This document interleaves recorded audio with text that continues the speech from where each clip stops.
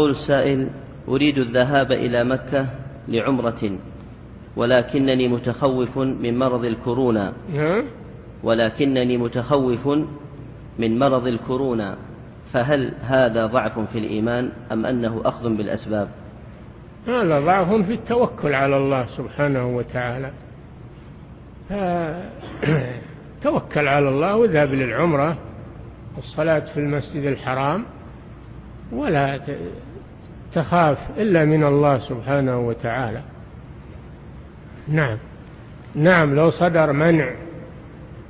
صدر منع من القدوم على بلد مبني على تقرير طبي فلا مانع. النبي صلى الله عليه وسلم يقول في الطاعون: إذا سمعتم به في بلد فلا تقدموا عليها، والذي فيها لا يخرج منها.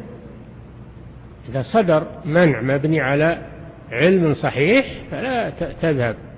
أما ما دام الحمد لله الباب مفتوح والمعتمرون يعتمرون ويزورون المسجد النبوي، فلا يكون عندك هذا الخوف الشديد. نعم.